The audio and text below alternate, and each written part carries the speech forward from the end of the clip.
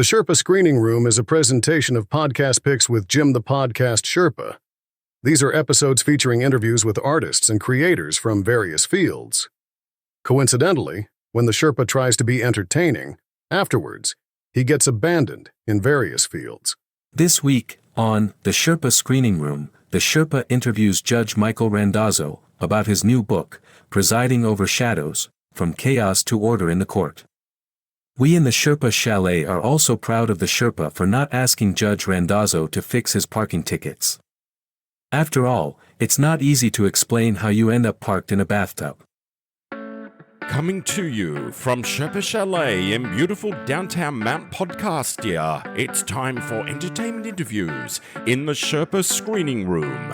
Grab an aisle seat and a bucket of popcorn, but don't crunch too loud or you'll miss the show.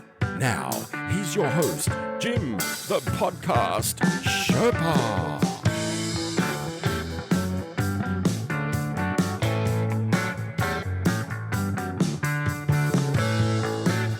Hello there, Rebels of the Sherpalution, and welcome to the Sherpa Screening Room. It is a side project of podcast picks with me, Jim the Podcast Sherpa, coming to you from Sherpaloo Studios here in the Sherpa Chalet, high atop Mount Podcastia, where I get to overlook the millions and millions of podcasts that are out there.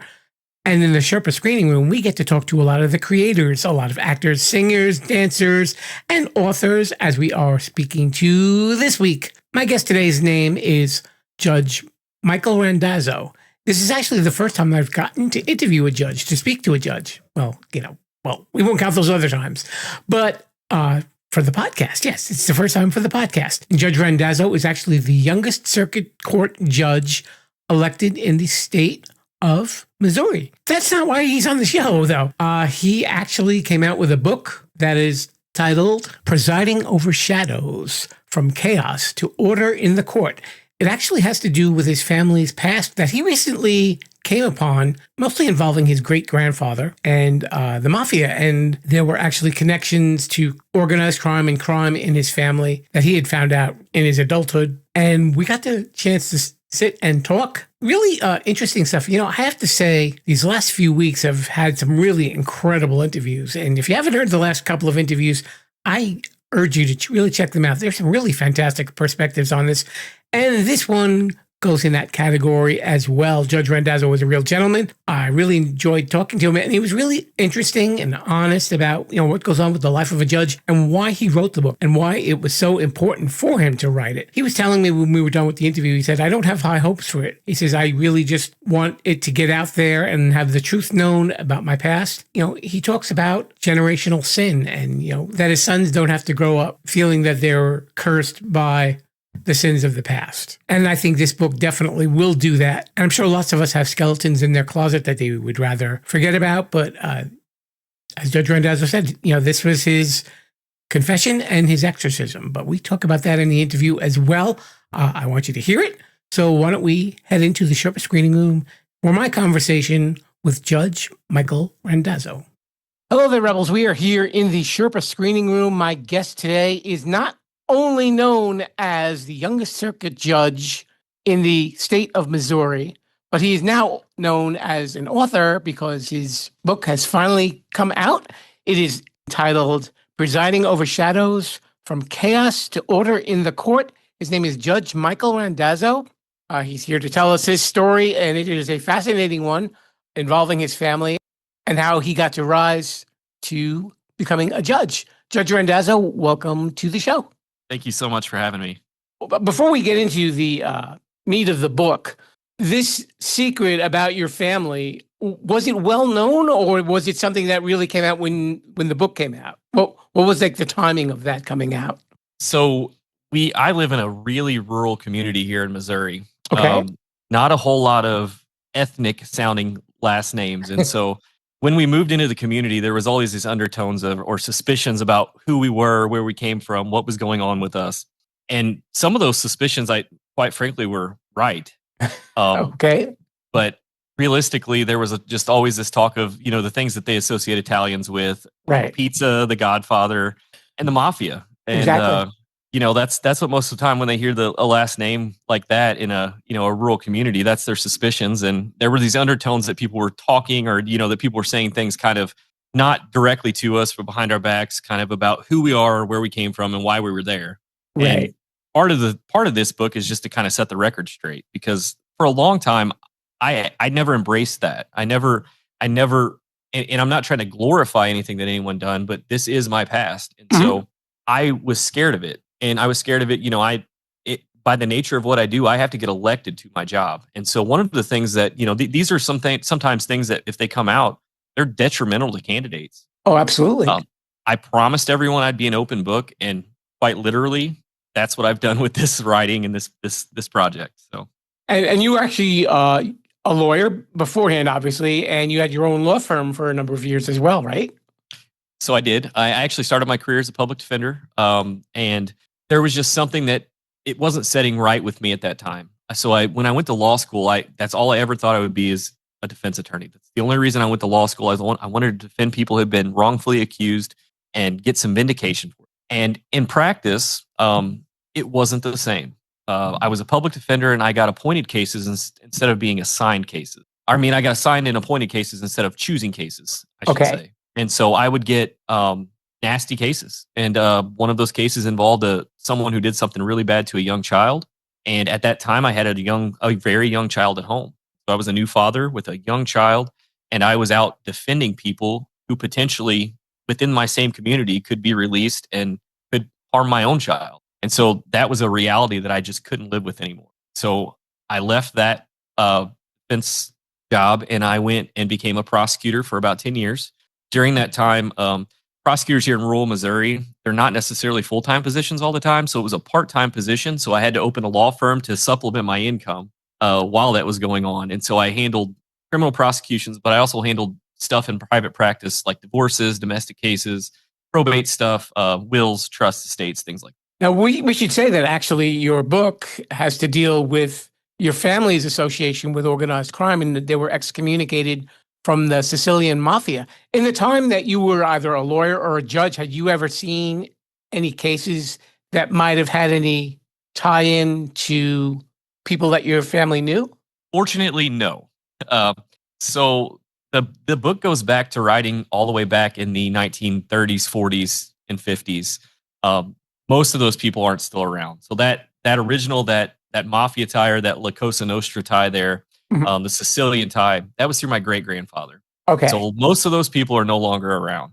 Now, there are some stories in there about what's happened in subsequent generations, including a story about my own father who found himself in a familiar business and got himself involved in some organized crime and started, he hooked up with some Mexican drug cartel members, and he started selling drugs alongside, I'm not saying for necessarily, but in conjunction with some pretty bad cartel guys. And you make clear in the book that, your childhood really was not easy. You were born prematurely, and a veterinarian delivered you. Is that correct? That is accurate. So I don't have any illusions. I was not the plan for my mom and dad. They were 16 years old in high school, and they were not planning on having a child whenever my mom became pregnant with me. I don't have any illusions that I was this was the baby that had always been waiting for. My mom ran into some pregnancy complications, and it caused me to be born a lot earlier than what I was supposed to have been born. Her OBGYN had taken a vacation because he didn't think he was going to have any babies being born during that period of time. He thought he'd be back in plenty of time. And I spoiled that. I came really early, and there were no doctors on call to actually deliver me when that happened. And so they called in the next best thing, which was a local veterinarian, and I was delivered by a veterinarian at the hospital. And then immediately shipped off to the care of actual MDs who put me in the NICU, and I remained there for about the first month of my life. Wow. That is definitely a unique way to enter the world, I would say. And I would agree. And it wasn't that life got much easier from there, because I had high school dropout parents at that point, and neither of them were employed, and we were basically homeless. I mean, we lived in a makeshift shack and a pop-up camping trailer. Was this through most of your life, or just like your younger years? Yeah, so most of the years that I was young enough to not remember, thankfully, were the ones that we really struggled. Mhm. My grandfather, who I talk about extensively in the book, my grandfather, Nick, Mhm. uh, he was my hero. And every time that there were struggles in my life, whatever he had going on, he dropped whatever he needed, or he dropped whatever he had going on, and he did what he needed to do for it. And one of those involved, he was an over the road truck driver. He set out, started working on the road, and he made enough money to build a house. And, we finally got a roof over our head. And he kind of took care of us, being me, my mom, and my dad, for a lot of the years of my life. And at some point, he drove long enough. He was able to save up some money. He opened up a used car lot and went into that very honest business. Okay. And I tell people I could have inherited that car lot and been a used car salesman for the rest of my life. I found that a little bit too honest of a business, so I went into law. Your grandfather, did he have any connection to the mafia at all, or any organized crime, or he was pretty much removed from it? Only it was just was it his father? Yes. So his father, so my grandpa Nick, Dominic, his father's name was Joe Randazzo, and Joe was born on a boat on a ship en route to the United States from Italy. He had left an Italian port, so he was an Italian citizen. He became a naturalized citizen sometime later, but he came to the U.S. Started out in the Chicago area. Got involved with the Italians that were there, and the most notorious of those was Al Capone. Mhm. Not saying he directly worked for Al Capone, because I'm not trying to throw that big connection out there, but there were people that he was involved with that were part of the Chicago outfit. Okay. Now he made his way to St. Louis, and he kind of did his thing in St. Louis, and involved in the St. Louis mafia there. And so I also had an uncle named Mike Benigno. He was also a made man, very high ranking man. At some point, Uncle Mike goes to prison. He takes a rap for a counterfeiting operation that was going on in St. Louis area. He does about 6 years in prison, and he gets released. And the day he's released, they make him the president of the local Teamsters. The day of his release from prison. Lots of blowback from that. A few days later, he decided to resign, and he ends up taking a spot to be the head of the Miami connection to the local St. Louis mafia, and back through Chicago. My great grandfather during that time realized that he wanted out. He had two sons that were already in, and he had my grandpa, who was 14, 15-ish years old, somewhere in there. And he did not want my grandpa to follow in his footsteps. He didn't want his other boys to continue doing what they were doing. And it was getting so bad that he begged for excommunication. He wanted to leave. It didn't happen at that time. And frankly, I don't know of any other cases where it really just openly happened. My great grandfather, and my great uncle Mike were able to make that happen some way. Most of the time, the only way out is through death. He didn't die a physical death, but to all of the members, he was dead. He didn't talk about it. He couldn't mention any of those people, and he had to cut all ties with them, even his family members. And so after that point, he was left on his own to try to fend for himself, do his own thing. And that's one of the regrets of my grandfather, Nick. Even on his deathbed, he told me, I wanted to be a gangster. That was something that he feels like he was denied that right somehow. And he kind of lived his life like he wanted to be. So he had this car lot, it was a used car lot, and part of that business is just exploitative. So you're getting people who already don't have really much money to spend on a vehicle, and they come in and they buy somebody else's problem. Used car is usually just somebody else's problem. There's some reason they got rid of it. So they're buying that. And what you're selling them hope that they're going to improve their situation. But really what you're selling them is a problem. And it was a very exploitative business. And he did pretty well at doing it. He also built some race cars that he got real high dollar for a lot of money for. So we were able to improve our lot in life through his business dealings and his work. But at one point, when I say that we were completely broke, we were dirt poor, with homeless and dirt poor, and he somehow worked us out of it. And so I say the guy's my hero. He had tons of flaws, and I'm not trying to minimize those, but he always made sure I was taken care of. Did he really realize that in caring for like your parents and you, that was really what made him heroic? It wasn't the fact that he wanted to be a gangster and then it was shining a different kind of light on him. Did he ever come to grips with that?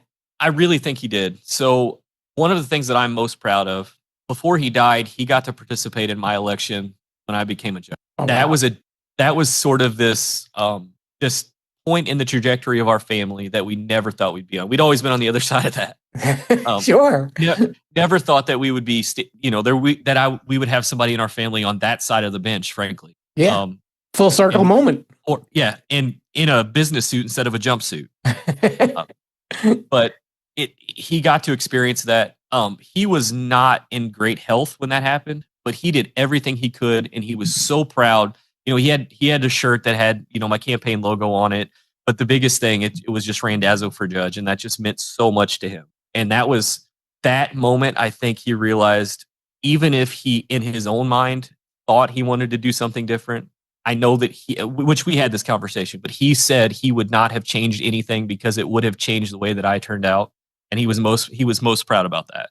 How old were you when you found out a lot of this information about your great grandfather and your great uncles?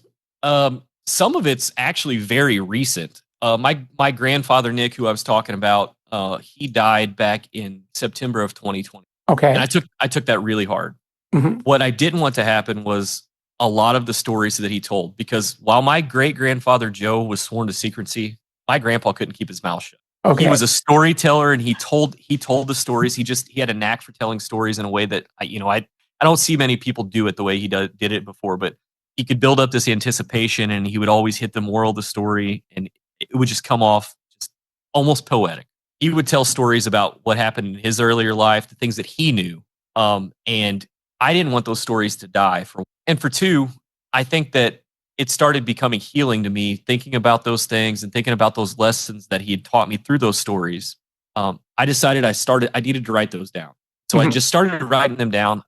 This book even began as something that I just wanted to leave something to my kids to say, hey, here's some truth about our family. And in doing that, I started doing some investigation and some research about other things that, I had a little bit of the answer to, but I wanted the full answer. I've always been real inquisitive, and sometimes when things didn't sound right on the face, I didn't take them at face value. So I did my own research. And I started finding all kinds of things out about our family, and not just the Italian side that was involved in the things that they were involved in. But I have other family members. I have another grandparent that was, to me, a great guy. I didn't know him anything different than that. Very simple man. He lived off the land, always kind. He was always nice. I'd never heard him say a cross word to anybody, do anything that I would say was untoward or inappropriate. And later in his life, he was close to 80, but he was charged with some child sex crimes. And a full circle moment came to me. I was always told that he went to a nursing home. That was the story in our family. He went off to a nursing home because he couldn't take care of himself any longer. Mm-hmm. But that wasn't the truth. That wasn't the truth. I just didn't see Grandpa anymore. That was a good explanation for not seeing him, I guess. Right. But eventually, I found out that he was sentenced to prison for 25 years for child molestation and statutory sodomy in the second degree. And the ironic part about that, and part of the name of the book comes from this, that was something I didn't know, but it happened in Division 2 of the 42nd Judicial Circuit. And I am now the Division 2 Circuit Judge for the 42nd Judicial Circuit. So literally the division that I preside over sent my great-grandfather to prison 25 years. Wow.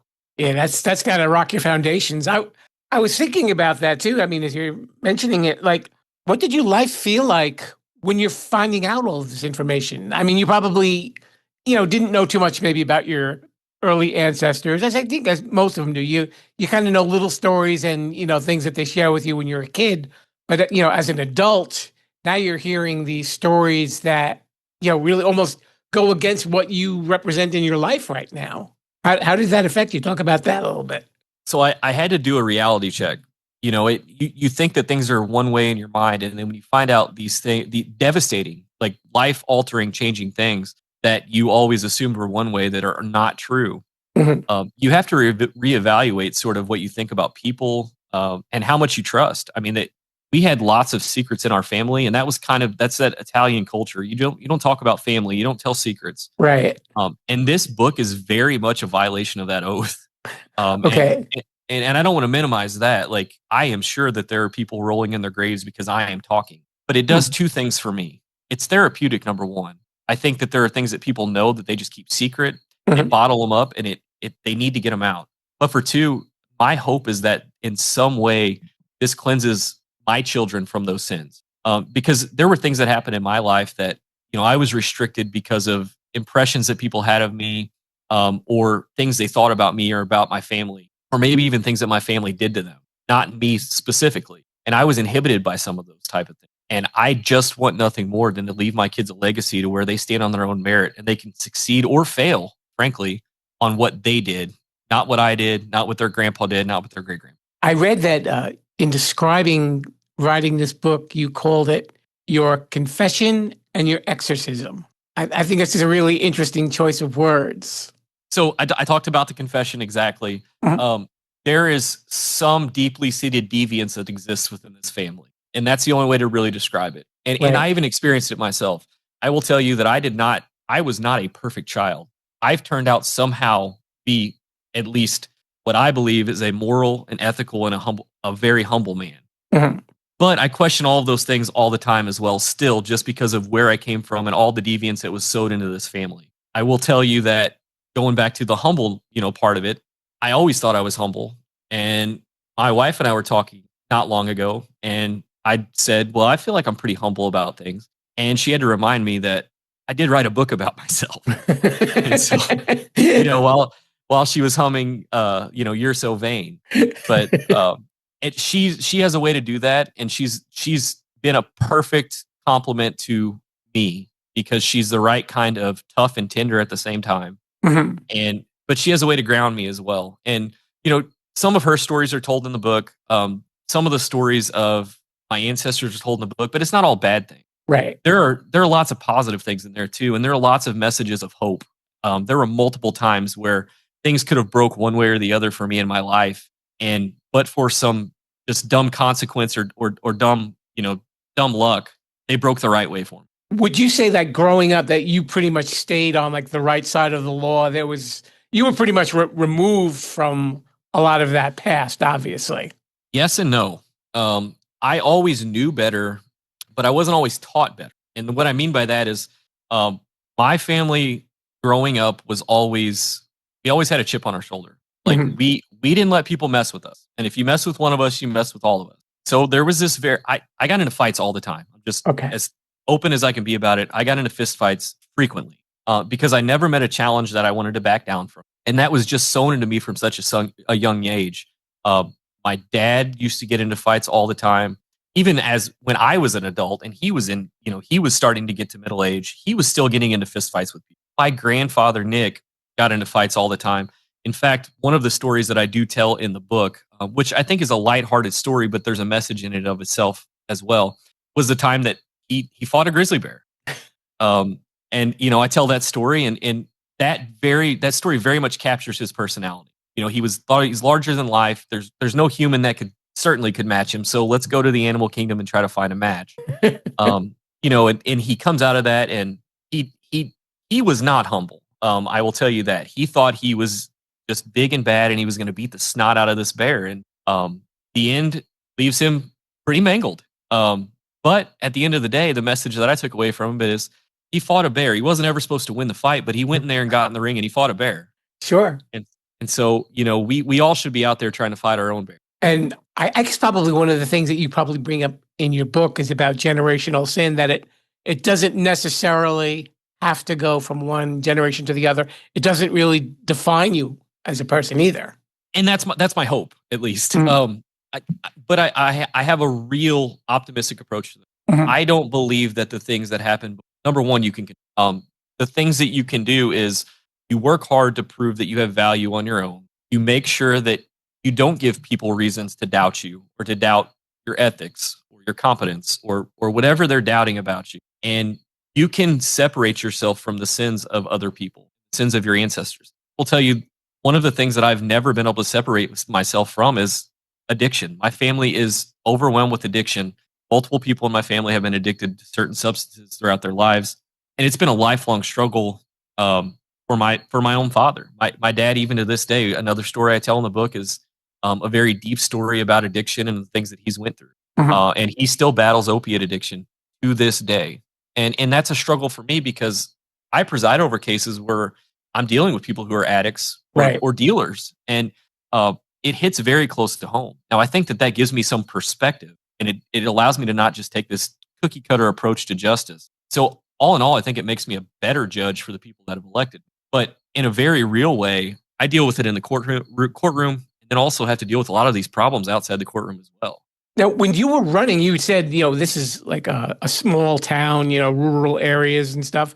Did this history, did it affect how you ran? Did it really change people's perspective of you and the type of job that you might do as a judge? Or do you think that people kind of looked past it and said, well, it's just his history. It's not that he's involved in organized crime at this point. It was just his family he's removed from it.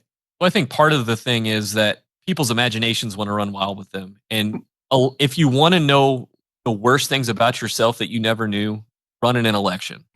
Because people will find it, right? And if they don't have something, they will make something up. So just the connection, just using my last name, that connection was there. And there were some undertones during the election that had came up.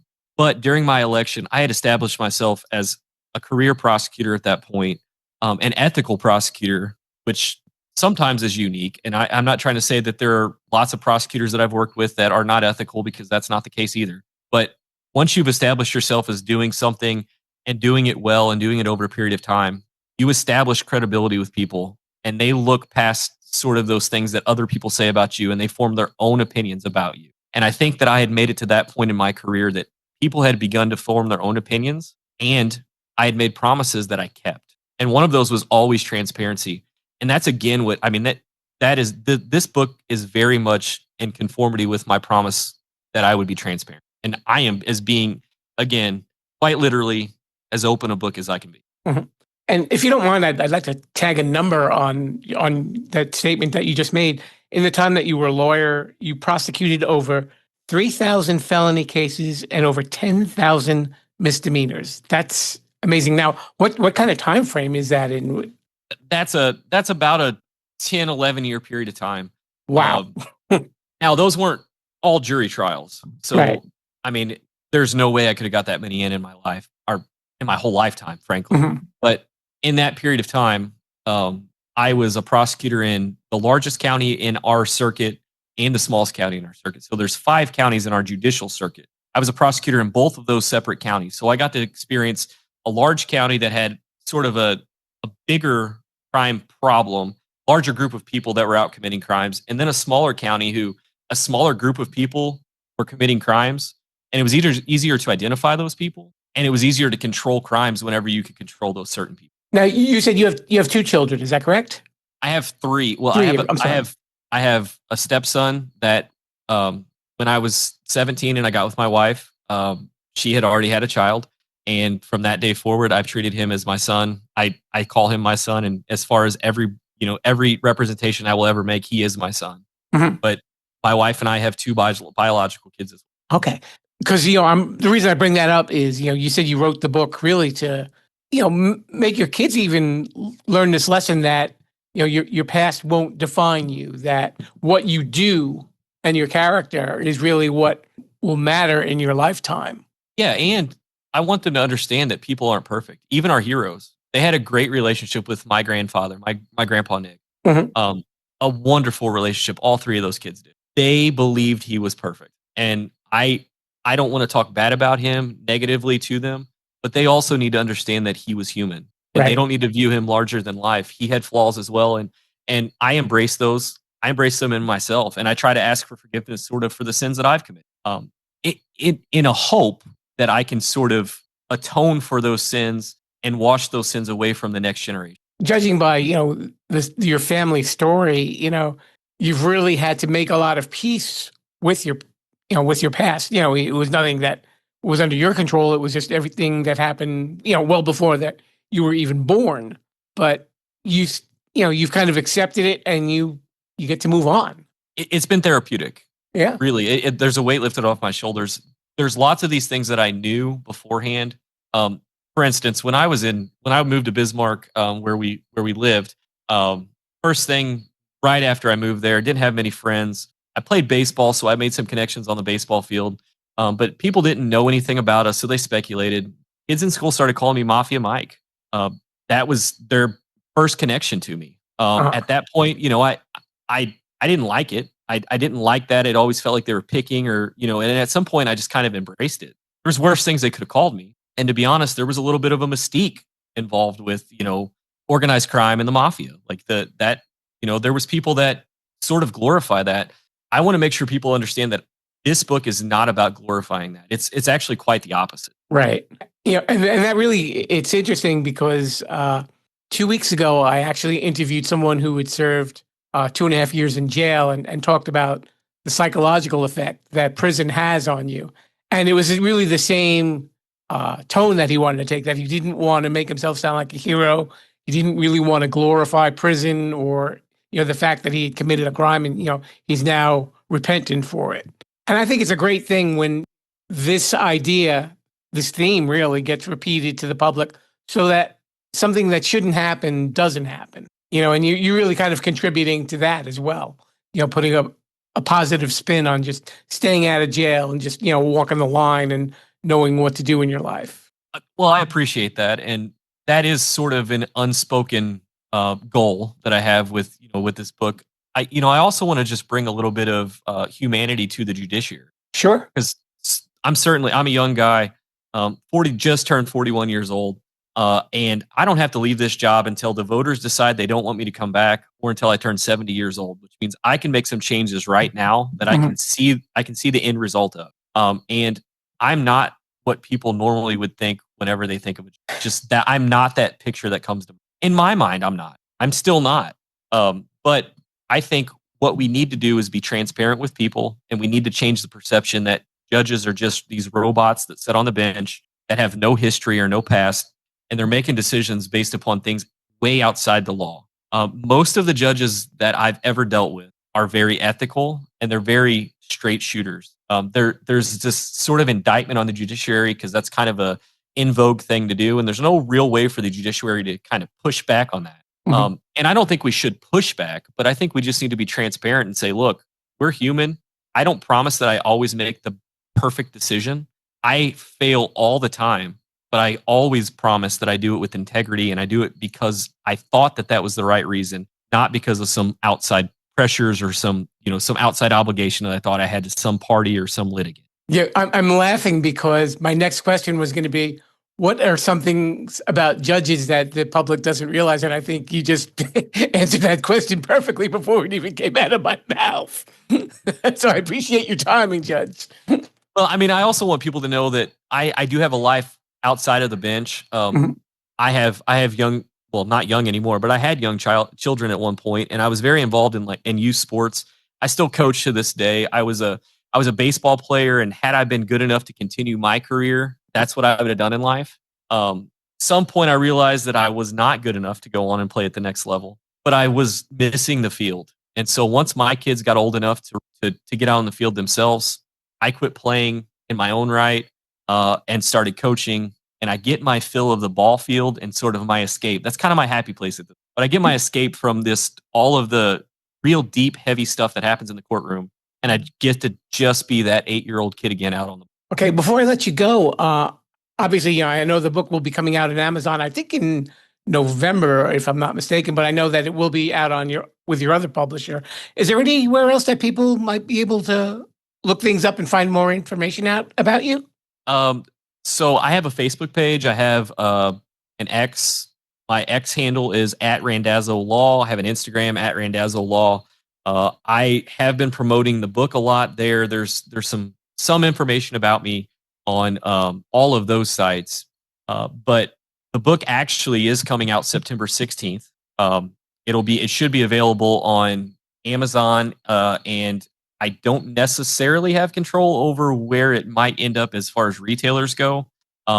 That's more of a publisher call, but it will be available on Amazon. It should be available on a lot of the online retailers where you buy books. The audiobook will be available on audiobook apps, and the ebook will be available on the Kindle. That is up. The Kindle link is up for download or for pre-sale already, and the hardback and the paperback copy link will go live midnight on September. Okay. And once more, the book is called Presiding Over Shadows from chaos to order in the court. His name is Judge Michael Randazzo, coming to us from Missouri. Judge Randazzo, thank you so much for your time. Thank you so much. Listen and subscribe on podcast apps everywhere. And we're on YouTube at Sherpolution. Sorry, no video. You're welcome. Thanks for spending a little time with me here in the Sherpa Screening Room, and thank you so much to Judge Michael Randazzo. Be sure to check out his book, Presiding Over Shadows, From Chaos to Order in the Court. And as always, we have the link to where you can purchase his book in our show notes. And speaking of our show notes, you may notice one little new thing. We have a new link page. I know if some of you are looking for different podcast apps to listen to the show on. We've always had one that would take you to a site called bio.link, but I'm no longer using that. I'm using something called Linktree, and you'll see it there. It's linktr.ee/Sherpolution. And that's where you'll see a bunch of the podcast apps that carry this podcast. Yay! And also the link to the website that has all of the episodes as well. Just figured I'd pass that information along. Also, speaking of apps that carry the podcast, I realized that there is an issue with iHeartRadio. I like iHeartRadio, but I think when I updated the name, they didn't update all the episodes, but I am going to be working with them, and we will hopefully get that resolved very soon, because if you are a fan of iHeart, as I am as well, they've got a lot of good variety there, and you want to check out this podcast while you're listening to it. When we get that resolved, I will let you know right here on this podcast. We are barreling towards the finale of season 14, and I'm sure we're going to have some more great interviews coming up. And I've got some incredible guests that I am working on, so I'll keep you posted. Well, you'll see them. They'll be popping up on your podcast player as long as you subscribe, and you get to see everything that comes out. I can't ask for anything more. Nice and easy, right? Right. Glad I can answer my own questions. Okay, Rebels, until next time, I say to you, Viva la Sherpolution! Thanks for listening to the Sherpa Screening Room. Don't forget to subscribe, rate, review, and share this podcast. I'm Mr. Bruce, and this has been a Sherpaloo Studios production. Viva la Sherpolution!